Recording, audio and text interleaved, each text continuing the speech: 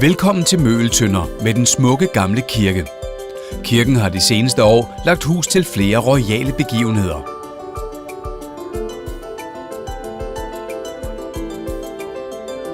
Der er Slotsgaden, Danmarks smukkeste landsbygade med de gamle huse.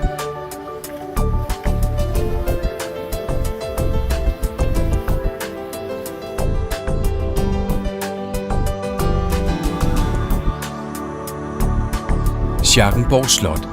Det smukke slot er i dag Møgeltønder og regionens store turistattraktion.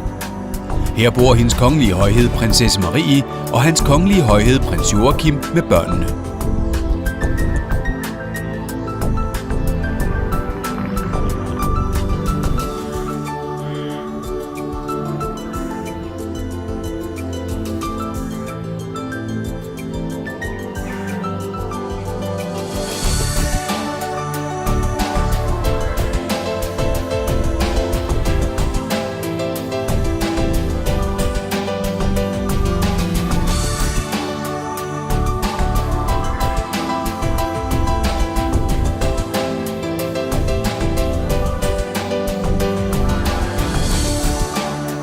I gallehuset ved Møgeltønder blev det første af 2 guldhorn fundet i 1639.